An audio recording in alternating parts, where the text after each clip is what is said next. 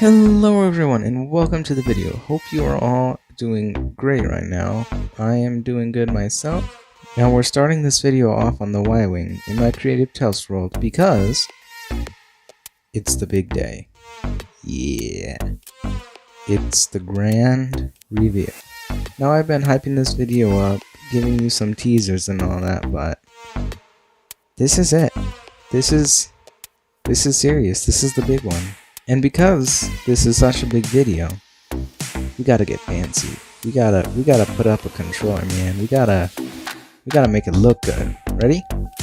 In 3, 2, wait, hold on. In 3, 2, 1. Fancy controller is now connected, and we can start off with today's video. But wait, that's not it. Because it's the holiday season now, I have got a special skin that I'd like to show you. Now that's more like it. I got my Santa hat, I got a little Christmas tree on my shirt, a little Santa hat, my plaid shorts. We are ready to go. Starting off right here, we have our little milestone marker, I guess. So this 5 is for when we hit 5 subscribers, and this 10 is for when we hit 10 subscribers. Starting off, we have our Imperial TIE Fighter. This is my very first ship that I made, almost, my second ship I made. My first small ship, you could say.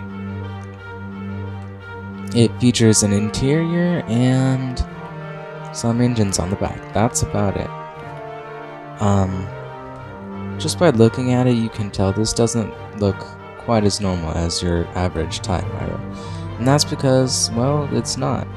It has smaller, more parallel, circular, I guess, wings than the classic TIE, and that's because this is its own ship.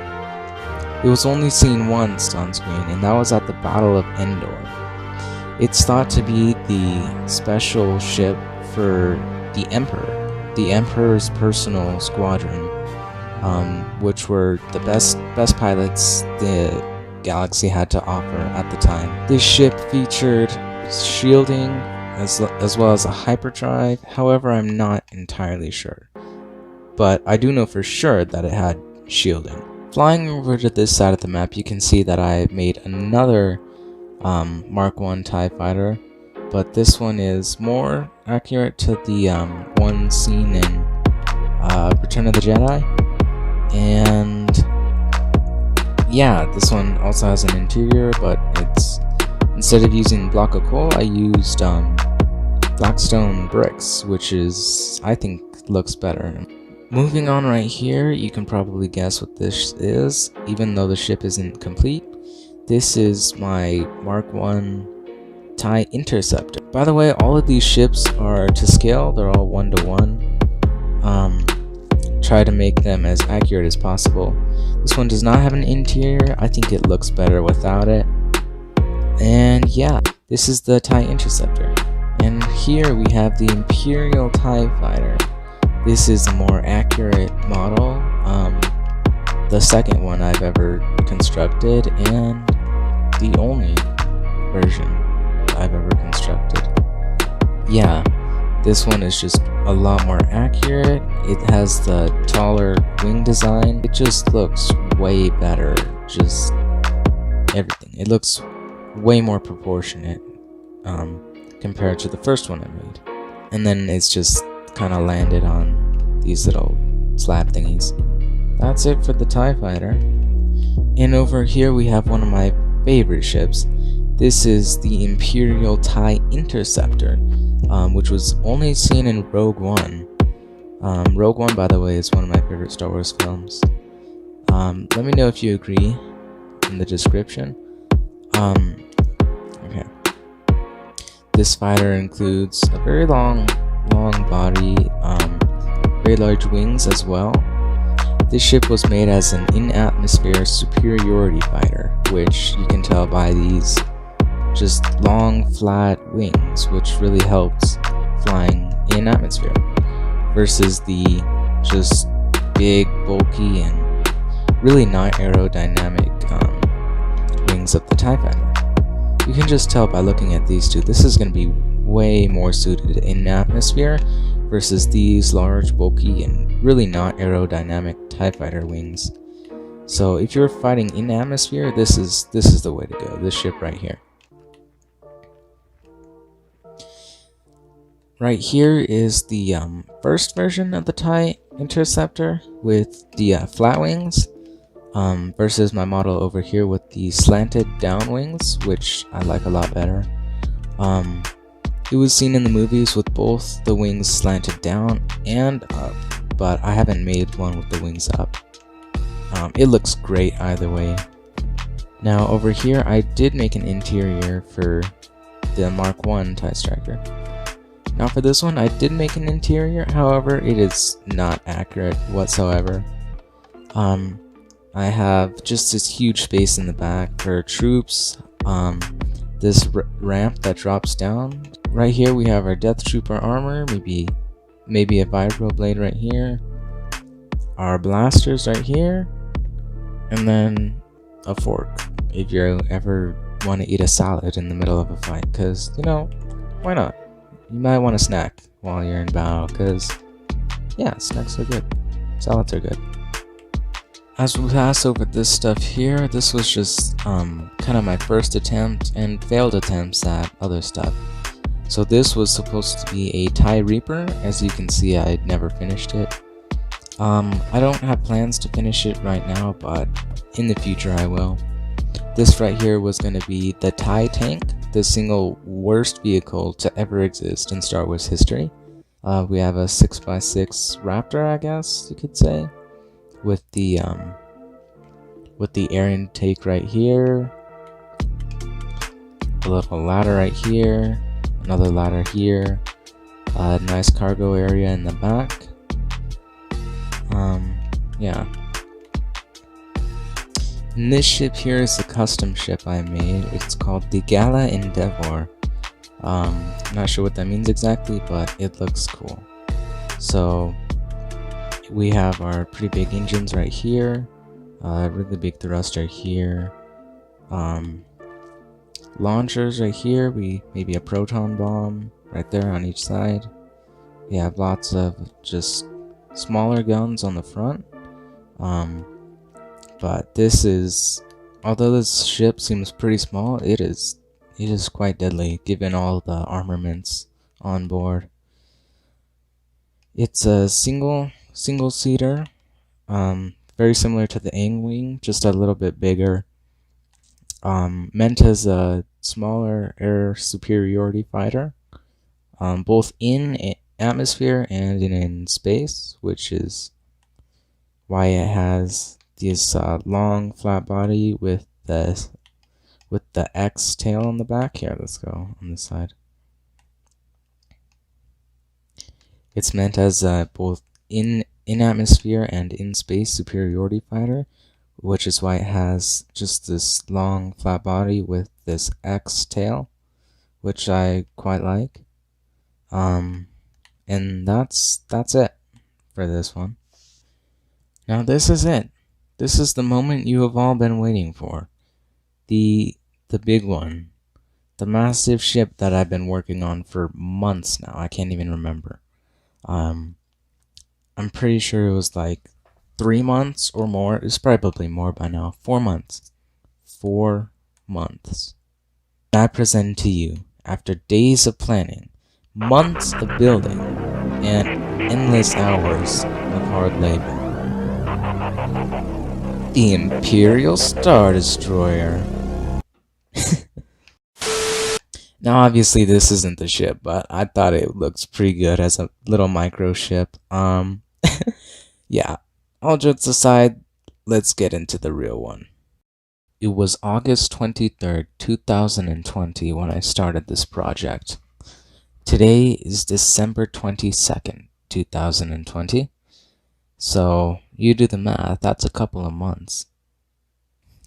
After months of building, and one teaser video which got like 3 views, I present to you my custom-made, very own Arquitens class cruiser.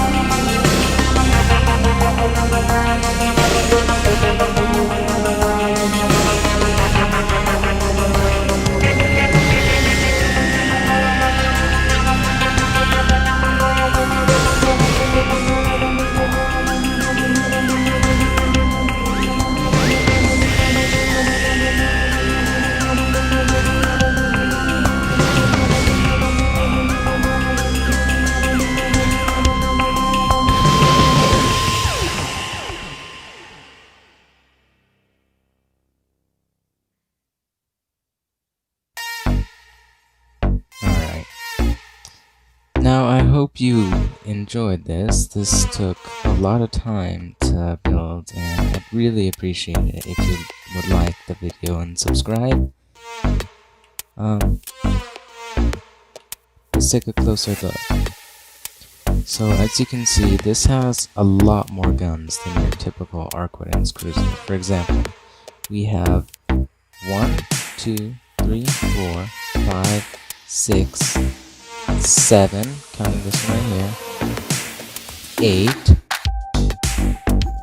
times 2 for the other half of the ship, which is 16 turbo laser batteries, which is absolutely insane. This ship would demolish almost anything you would put it up against. It could go up against things even twice its size. While one of these ships alone probably wouldn't stand up very well against an Imperial Star Destroyer, put like 2 or 3 of these together up against one ship, one Imperial Star Destroyer, then it's game over.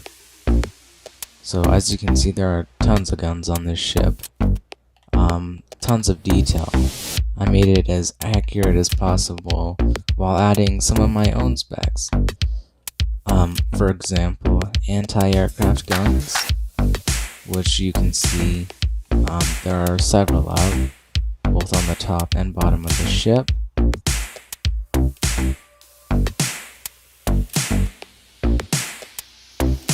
So this ship is about just a little over half of what the normal to scale version would be.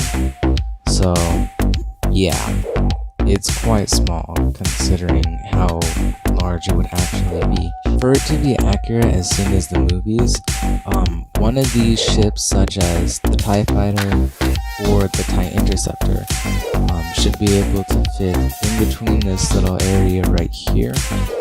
Roughly 2 or 3 of those ships in here, where they could dock and then launch off of.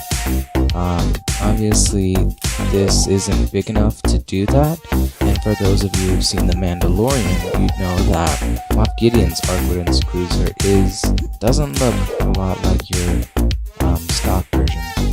It's quite heavily modified, and it is also bigger than the stock version. For example, he had an entire hangar bay where you could store TIEs. He had about like 10 TIE fighters in his hangar bay, and you could launch ships from the front right here, as well as an additional hangar bay on the side right here, this underside of the ship. So that's the main difference between the normal Arquitens cruiser and Moff Gideon's seen in The Mandalorian. His is just much bigger, much more powerful, and yeah, way better in my opinion. I'm just really happy to see it in live action, and especially after making this too. It makes it all just come together. Please like the video if you liked, subscribe, that would be amazing. More builds, more tutorials coming soon, and actually, let's go do our outro on the bridge.